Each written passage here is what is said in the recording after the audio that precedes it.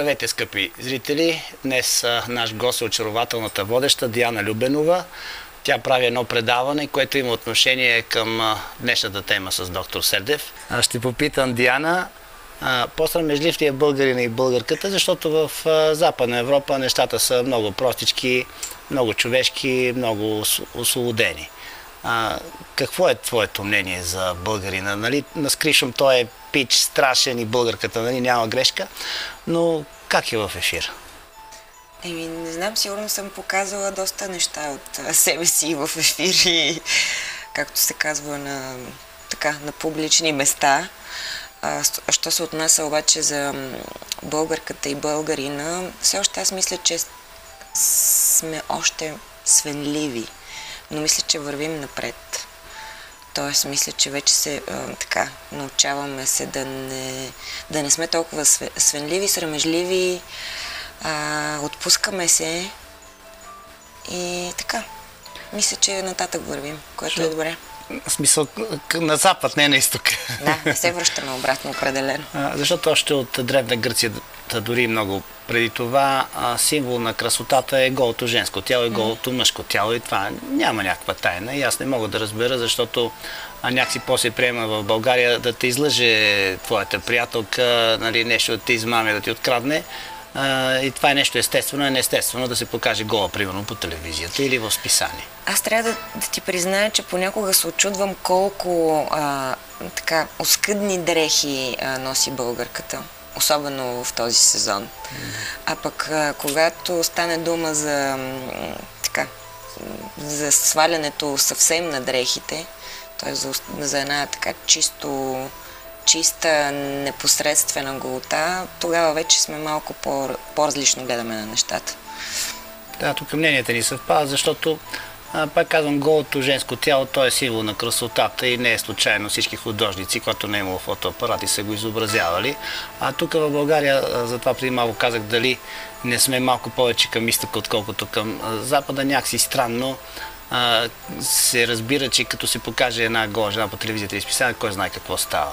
А пак казвам, в Западна Европа, да не говорим за Америка, това е най-нормалното нещо, ако имаш нещо хубаво да го покажеш. За Америка абсурд. При тях това е сензация, определено.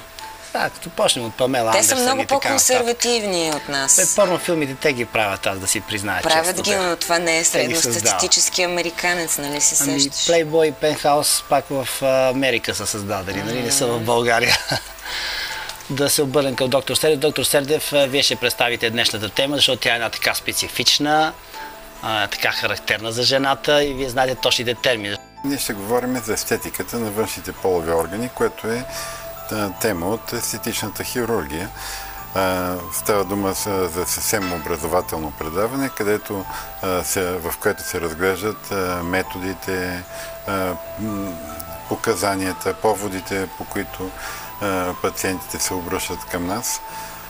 Това нещо съществува и ние трябва да го отразиме, независимо, че все пак касае една нежна част на женското тяло. Много интересна тема. Да, и като казвате нежна, да. Да, защото чувала съм повече за корекции на мъжките полови органи и не знаех, че и жените обръщат такова голямо внимание на това, но явно някои имат нужда. Какво точно се коригира, доктор Сердев? Почти всичко може да се коригира като форма, като пропорции, като ъгли, като външна изява. Тъй като говорим за външните полови органи при жената, първо, като започнем от видимата част, това е окосмяването, триъгълника, зоната на бикините, която най-често трябва да се обезкосмява, натрупването на масна тъкан в тази област, в пубичната област, областта на окосмяването, което понякога дори при слаба жена предизвиква едно неприятно усещане на подотина. Оттам нататък трябва да минем към голями срамни устни, малки срамни устни, клитора, външният отвор на влагалището, ширината, дори и самото влагалище, но това повече, тъй като говорим за външните полови органи, то повече минава към вътрешните органи, които се подлежат на корекции повече от гинеколози. И как точно става тази корекция на външните полови органи? Болезнено ли е, с упойка ли е, без? Колко време продължава операцията и колко много въпроси зададох ужас? Винаги да използваме упойка, нищо не правиме без да упоиме съответната зона, но естествено има някаква болезненост, дори и обождането, за да направим тази упойка или обождането, за да вкараме венозната упойка. Всяко нещо, най-малкото обождане е болезнено, така че винаги една операция, някакъв стрес за пациента, независимо от това дали той е покрит с опойка, дали тя е венозна, дали е местна. Общата опойка се прилага само в случай, когато, тъй като има по-голяма смъртност, се прилага само в случай, когато е необходимо. В естетичната хирургия почти всичко може да се направи с местна и с венозна опойка, без загуба на съзнанието, с седиране или потискане на чувствителността на пациента. Колко време продължава една такава корекция? Зависи, да кажем, ако разпределиме нещата, ако трябва да премахнем масната тъкан, продължава от минути до, да кажем, до няколко десетки, да кажем 10-15 минути. Когато работиме върху малките срамни устни, е някъде към 20 минути. Когато работим към някои по-дребни структури, може да бъде по-кратко, може да бъде по-дълго.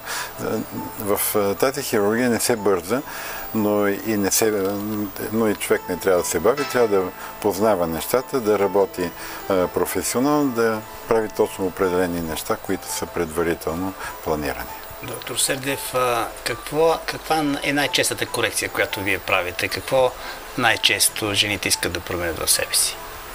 В тази област това са епилациите, също така премахването на масните натрупвания в областта на пубиса. Друга търсена операция е премахване на дългите или намаляване на дължината на малките срамни устни.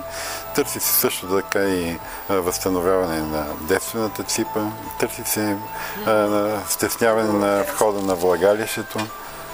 Това са общо взето операциите. Естествено, има и други козметични услуги, като поставяне на украшения и така нататък, с които ние не сме се занимавали по принцип и те се правят на други места. Как точно става това възстановяване на химена, т.е. на девствената ципа?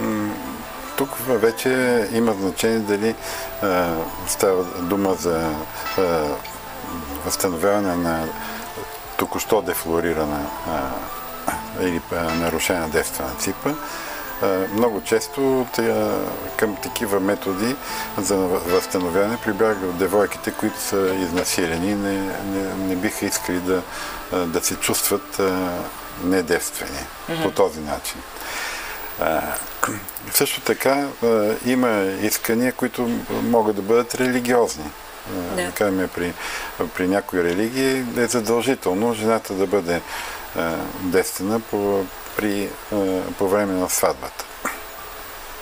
Когато обаче девствената ципа е нарушена в много голяма степен, както е при воден нормален полов живот, вече самата девствена ципа трудно се възстановява, но се използват други методи на стесняване, които биха довели, да кажем, до минимален кръвоизлив при първото сношение, което да даде възможност на жената да се представи пред съответния съпруг по подобаващият начин, тъй като действително има много сериозни изисквания в както религиозни, така и обществени, социални. Там вече ние би трябвало до някъде да задоволяваме изискванията на пациентите, тъй като те оставят дълбоки следи в съзнанието на двойката, на един от тях или на двамата. Искам да попитам Диана, как протекоха снимките в Playboy? Много добре изглеждаш и каква беше атмосферата, как се чувстваше? Благодаря ти, сега да изглеждам ли добре. Не. Говориме се облечена сега, може би бих казал същото, ако се махне една част от дрехите. Ами всъщност, какво да кажа? Протекоха много интересно, поне за мен беше страшен експириенс. Преди самите снимки много се притеснявах и си казвах: о Боже, ще ми се види това или това, което аз не си харесвам.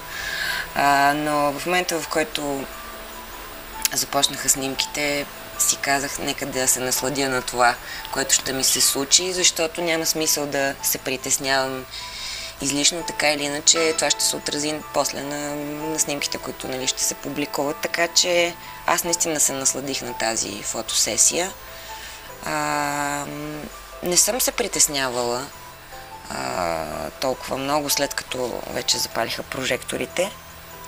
Но истината е, че моята фотосесия в Playboy е повече артистична, по-театрална, бих казала. Даже тя беше и осъществена на камерната сцена на Военния театър Клуб Максим.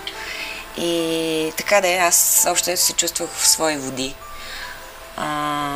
Но така или иначе в Playboy не могат примерно да се видят да се види тази област толкова директно, колкото говори.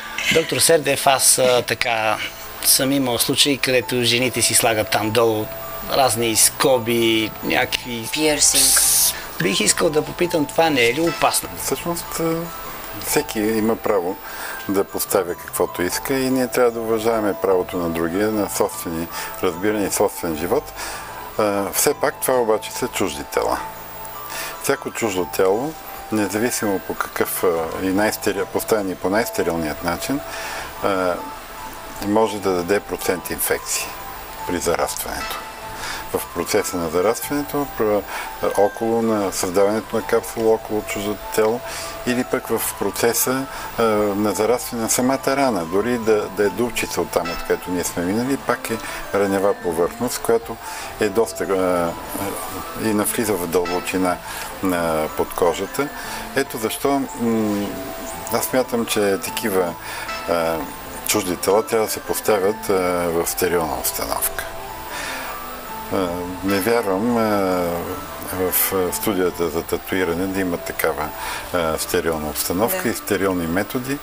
Естествено, също така бих посъветвал жените и мъжете, които си поставят такива пиърсинги, да използват благородни метали, тъй като те имат някакви дезинфекционни качества, за разлика от обикновените. Всички знаят, че определени метали, които не са благородни, могат да предизвикват и алергия. Много хора имат алергии към часовниците, към гривните, поради съдържанието на никел, така наречените контактни алергии. Също така, тези зони не са от най-чистите, в смисъл там има влажност, която създава възможност на микроорганизмите да се разрастват при благоприятна топлина. И застрашава, действително има някаква по-голяма възможност от инфекции. Колкото до психическата страна на въпроса, дали се приемат или не се приемат от партньора, трудно е да се каже, тъй като едно нещо, което може да хареса на един партньор, може да не хареса на друг. Съответно, психическият проблем в неговото състояние може да доведе до нарушена ерекция. Също така до намаляване на удоволствие. Може да доведе и до увеличаване на удоволствие, ако това създава психическа благоприятна атмосфера и в двамата партньори. Доктор Сердев, при нас художниците, ако трябва да рисуваме тази част от женското тяло, аз абсолютно знам как да го направя, кое ще бъде красиво и така нататък. Какво означава при лекарите тази част да я направите красива, естетически, добре, така, възприема от мъжа или от жената? Има ли закони? Би могло да се каже, че има някакви средни норми, но няма норми за всяко общество и за всяка група на обществото. Тоест, когато става дума за художествено пресъздаване на тази област, то е нежно, естествено предаване, може да се изяви по някакъв груб начин. При жените обаче разликата между голямите и малките срамни устни, също така разликата в дължината и големината на дебелината, също на клитора, може да доведе до някаква психическа травма. Нещо, което се харесва от един човек, да не се харесва на самият носител на тези данни, които, да кажем, по-дългите малки срамни устни, които излизат извън голямите срамни устни, действат еротично на много мъже, така както са споделили с мене. При жените обаче това до някъде създава малък проблем, тъй като създава възможност за цапане на бельото. Просто това е хигиенен проблем тях. И го свързват с това. Когато искат да намалят малките срамни устни, целта е те да се покриват или да бъдат на нивото на голямите срамни устни, за да не може да се предава общата секреция или пък влажността върху бельото. Това е единият от методите, които правиме. Срещал съм пациенти, които искат след това увеличаване, след като са си махнали част от дължината на малките срамни устни. Проблемът в тези случаи е бил този, че малките срамни устни не са слепени по цялата им дължина, а след това се разтварят и кожата не слепва. Слепва само краят на малки срамни устни. Когато ние намалиме тази дължина до нивото на голямите срамни устни, на малките срамни устни се разделят. Те имат своята дължина в нормално положение, но когато се разтвори тази част на тялото, те се загубват като височина. Това е един от факторите, който трябва да се обяснява на пациентите предварително, за да се запознати с това нещо. Тоест изчезване дължината на малките срамни устни при разтягане. А колко време след това е възстановителният период? Аз, понеже съм по сексуалните въпроси, колко време след това се прави секс, примерно? Може да се прави. Зарастването понякога е доста продължително, но аз не съм имал случай на инфекции в тази област. Естествено, ние се стараем да работиме много стерилно, да почистваме много, да дезинфекцираме. Същевременно и даваме антибиотик за покривам винаги в естетичната хирургия. Нашите манипулации, операции се покриват антибиотично и по този начин не съм наблюдал инфекции, но е възможно. Възможно е и разказвали съм, виждал съм пациенти, които са се оплаквали от такива неща след операция на друго място, но мисля, че са по-рядки, ако се постъпва по правилният начин. Седмица-две са около 10 дена, 2 седмици са достатъчни вече за пълното зарастване, за премахване на конците, зарастване дори на минималните отворчета от хода на конците и така нататък. Но сексуално партньорство и в тази област не би трябвало да се извършва поне 3-4 седмици или един месец до пълното зарастване, защото понякога малките травми, да кажем, малките пролуки от хода на кончетата дори, или там, където не е зараснал изцяло, не са при, да кажем, ние трябва да допреме лигавица към лигавица, там, където има хлъзване на лигавицата поради движение на мачкането и така нататък, там ще зарасне малко по-бавно. Тоест трябва да се даде възможност. Освен това, всяка рана зараства окончателно за около 6 месеца. Ние естествено не чувстваме това нещо, тъй като това е работа на организма, но си има процеси, които протичат. Това място или е по-чувствително, или по-малко чувствително. Чувствителността може да варира от нормална до повишена, до намалена и съответно на това всеки допир до това място може да предизвиква нереални усещания, т.е.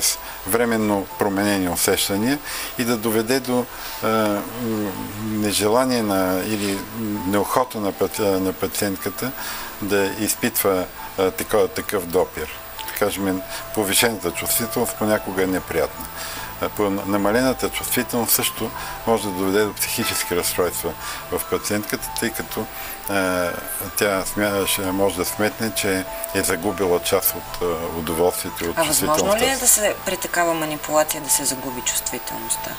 Естествено, всяка намеса, всяка травма, ако се ударите на едно място, дори там, където няма костна подложка, е само масна тъкан или мускулатура, ще видите, че това място има различна чувствителност от нормалната в продължително време.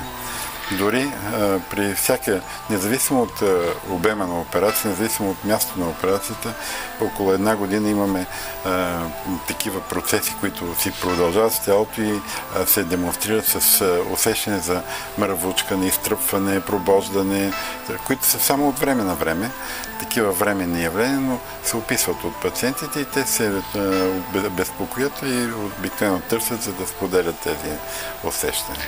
Доктор Сердев, вие казвате, че това е най-чувствителното място. Вярно е, че дори ражданията са едно от чудесата на това как е скулптурирано човешкото тяло, да понася такива натоварвания. И действително тази част на женското тяло е създадена да носи и да поема голями натоварвания, както при раждането, разтегляне до свръх нормални за останалата част на тялото, но е създадено така, че влагалището и както и входа на влагалището се възстановяват в последствие, даже по време на раждането така наречените по време на раждане се срязва много често входа на влагалището, за да не се разцепи при самото раждане, тъй като така наречената епизиотомия. Защото когато една права линия може да се зашие и да зарасне бързо, докато едно нацепване неравномерно или да кажем на няколко места може да доведе до много бавно зарастване и охлабване на входа на влагалището, което действително води до нарушени възприятия на жената, нарушено усещане за самата себе си и затова даже ражданията са едно от чудесата в тази област и ние трябва да прекланяме глава пред жените. Диана, ти като професионалистка в тая област... В коя? Отношение към нещата. Все пак ти си водеща, за това говорим. Дали си споделяте, затова те питам, дали си споделяте жените помежду си за неща по темата, свързана с днешното предаване? Не смятам, че жените споделят такива неща. Помежду си, да. На мен лично не ми се е случило някой да ми споделя или аз да споделям, примерно на приятелки или нещо такова. Това е много интересно, защото ние мъжете си казваме някои работи. Сега няма какво да вие си казвате, обаче ние не си казваме. В смисъл, ние няма какво да премерваме, както вие, примерно, си мерите. Ма виж, цяла тема има тук. Цяло предаване правим за това. На шега. Да имам предвид, че понякога, значи поддръжката на това деликатно място изисква много хигиена и разбира се, напоследък и стана и мода да се фризира, да се правят различни формички, прически и така нататък. Смятам, че това е нещо много приятно и за жените, и за мъжете. Единственото, което е модерно, това е фризирането на триъгълника на пубиса и смятам, че е много приятно и за мъжете, и за жените. Значи до там стигат разговорите за тия неща между жени. Да, до там стигат. Доктор Сердев, може би при вас идват и, както се казва, споделят повече неща, като пред лекар, отколкото пред Диана като водеща. Да, всъщност вие между време повдигнахте няколко теми. Една от темите е дължината и доколко самият клитор е представен или се оголва по време дори на сексуални т.е. по време на сексуален акт. Ето защо дължината, големината, а също така и оголването на главичка на клитор имат особено значение за жената. И едно от мероприятията, на които също можем да извършваме, е оголването на главичката, така че тя да може в дадени положения да бъде свободна и да бъде подложена на допира и на усещането. Тъй като много голяма част от жените се оплакват от липса на чувствителност, поради това, че когато клиторът е по-малък или е покрит от повече кожа и лигавица. Аз мисля, че Диана научи нещо от днешното предаване. Беше ми много интересно, защото си мислех, както казах, може би в началото, че мъжете са по-склонни да коригират половите си органи, отколкото жените. Но явно, че има такава необходимост при жените и слава Богу. Общо взето би трябвало да има въздържание от ненужни намеси. Тоест, ние да помагаме само тогава, когато действително има някаква нужда. Както да кажем, има раждали жени, които след едно или две раждани, дори само след едно тежко раждане с разкъсване, неправилно разкъсване, може да охлаби входа на влагалището, което води до незадоволяване на партньорите. Също така може да има спадане на самото влагалище, ширината му и така нататък. Това са до голяма степен гинекологични намеси, но ние можем да се намесиме и при застесняване на входа на влагалището най-често насочваме към гинеколози, тъй като това не винаги е наша работа, въпреки че понякога с малки процедури, както е при възстановяване или на входа да е тесен при една псевдодевственост или пък при възстановяване на химена. Също така може да се стесни входа на влагалището. Ширината на самото влагалище, задните пластики и така нататък, това са сфера на гинекологични намеси. От гледна точка на естетиката, ние работиме върху тази област в комплекс с данните на тялото. Ние завършваме тази област, е само част от тялото и като комплекс ние трябва да направим едно плоско коремче, да издължиме краката, да повдигнем седалището. Да нямат ластинки там. Общо взето, всяка жена има своите собствени характеристики и човек може да харесва различни неща в различни жени, тъй като те са комплекс от данни, включително интелект и душевността. Душевността на човека е свързана с усещанията.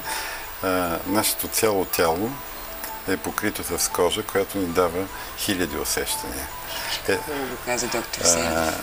Също така, душевността ни заедно с мозъчната дейност е като коректор на нашите действия.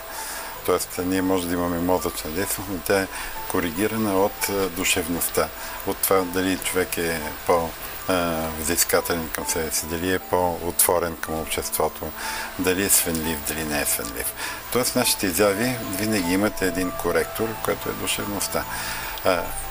До толкова, доколкото говорим за външните женски полови органи,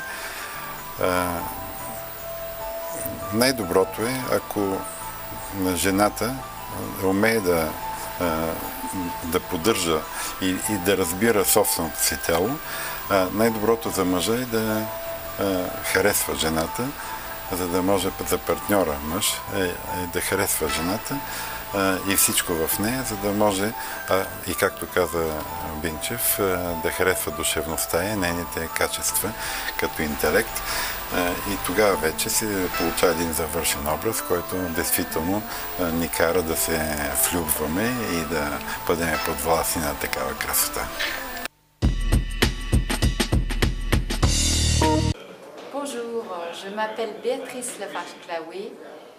Добър ден! Казвам се Беатрис Лафар Клауи. Родена съм с естетичната хирургия във Франция, защото моят дядо Шар Клауи, моят баща, моята майка, аз самата и моят брат сме естетични хирурзи от 3 поколения. По-настоящем съм президент на Академията по естетична хирургия на Франция и ми зададоха въпроса да говоря за нашата дейност в тази област. Днес сме свикали 22-я конгрес на естетична хирургия във Франция и сме щастливи, че можахме да поканим нашите български събратя на този форум, на който са представени лекари от цял свят – Бразилия, САЩ, Китай, Корея и цяла Европа. Ние говорихме за новите техники, които си поставят за цел да подобрят живота на мъжете и жените, като им помагат да се разкрасяват и най-вече да полагат грижи за себе си в процеса на стареенето. Както казах вече, аз съм родена в естетична хирургия. Моят дядо е създал непосредствено след последната световна война една от първите клиники по естетична хирургия в Париж и по онова време тази хирургия е била запазена само за звездите, които са идвали от цял свят, за да си оперират носа и постигнат малкия парижки нос на Шар Клауи. По-настоящем естетична хирургия ползват всички жени и мъже, независимо от социалното им ниво. Смятам, че този вид хирургия е разпространена и в България и бих желала да си сътрудничим на държавно ниво, за да я подобрим. Каква техника предпочитате да използвате? Аз работя много в хирургията за подмладяване или по-скоро тъй наречената хирургия за придружаване на стареенето. Тоест, чрез меки, прости жестове постигаме бързи резултати при оказване съдействие на жените да се грижат за себе си при стареенето. Операциите започваме от 40-45 годишна възраст чрез техники за мастен лифтинг или чрез меки техники, при които прикрепваме кожата на лицето с конци, което придърпва тъканите и намалява спадането на лицето и му придава по-добър блясък. Освен хирургическите намеси, ние съветваме нашите пациентки как по-добре да приемат старостта, да се предпазват от външните опасности по такъв начин, че когато достигнат възраст до 90, а защо не и до 95 години, тъй като нашата надежда за дълголетие нараства, да имат приятен вид. Именно тази хирургия за подмладяване е най-важният плюс на моята дейност, като другата насока, както правят и другите естетични хирурзи, е оголемяването на гърдите, тъй като в наше време жените искат да имат силует с значителни контури, които да изтъкват както бюста, така и бедрата. Другите мои занимания следователно са оголемяването на бюста или липосукцията. Тези техники се прилагат при всяка възраст, както при млади жени на по 20 години, така и при жените на повече от 60-65. Има случаи на корекции на бюстовете или посукция на тази възраст при жени, които спортуват и се грижат за здравословното си хранене. Използвате ли във Франция силикон за корекция на формите?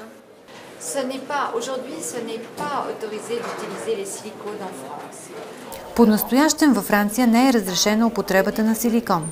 Като вещество, което да придава обем след впръскване, ние имаме правото да използваме вещества, регистрирани в европейското общество, каквито са сидиолуминик или синтетични вещества от вида полиакрили, както и някои видове мазнини, които обаче не траят дълго. Силиконът не е разрешен.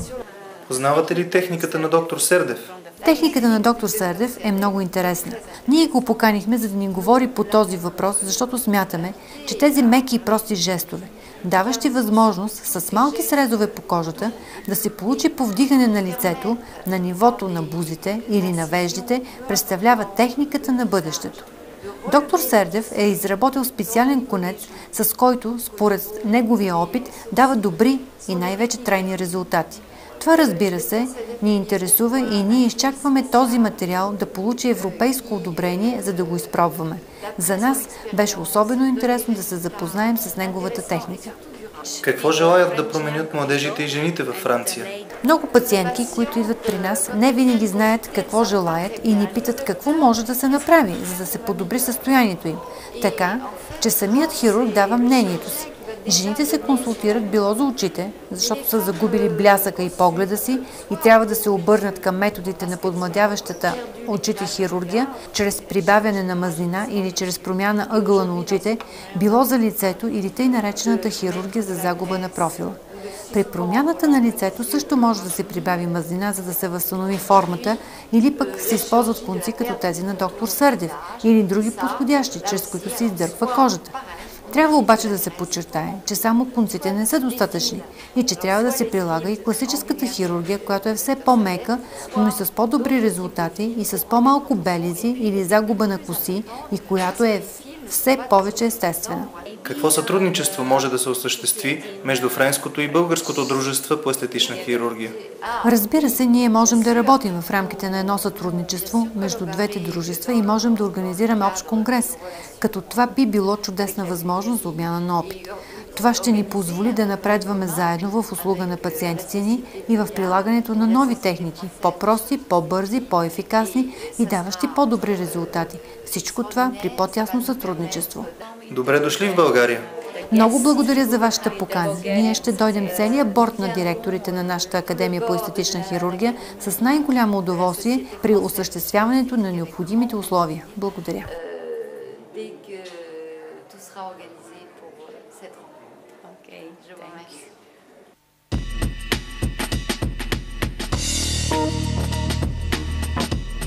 Поради зрителски интерес по въпроса за гръдните импланти, моля за вашата компетентна консултация. Може ли да ни обясните кой в България разрешава медицинското приложение на гръдните импланти? Единственият оторизиран орган е Изпълнителната агенция по лекарствата като подразделение на Министерството на здравеопазването. Има ли сведения кой имплант кога е бил разрешен в Република България? Да, в Изпълнителната агенция по лекарствата има списъци за разрешени импланти. В случая, ето едно писмо, отговор на ИАЛ, съкращението от Изпълнителна агенция по лекарствата от 29.4.2005 година относно имплантите за увеличаваща мамопластика.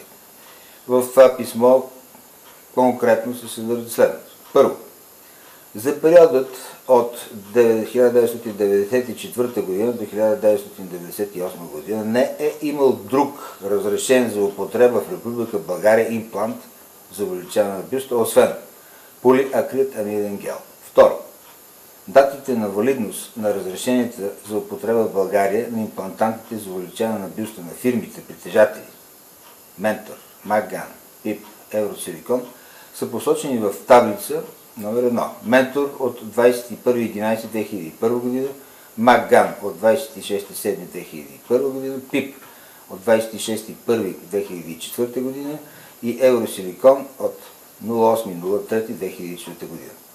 Съгласно член 83, алинея 3 от Закона за лекарствените средства и аптеките в хуманната медицина, медицинските изделия, които по смисъл на Закона за лекарствени продукти, не могат да бъдат внасени преди датата на издаване на разрешението за употреба. Защо тогава в предаване по BTV, та дори и във вечерните новини бе съобщено, че полиакриламидният гел е бил разрешен за 2 години от 1994 до 1996 година? Предполагам, че в посоченото предаване в BTV същите не се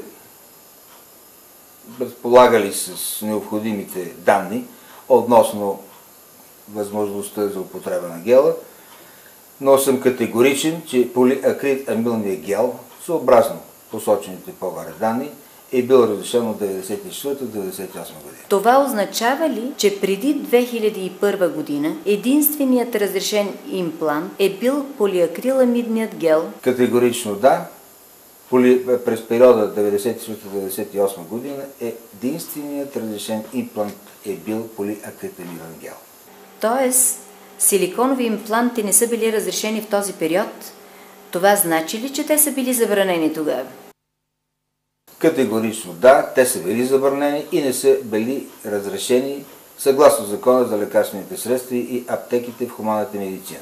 Медицинското приложение, както и внос и рекламата на неразрешени медицински продукти, трябва да се смята за несъгласообразен, т.е. забранен в този период.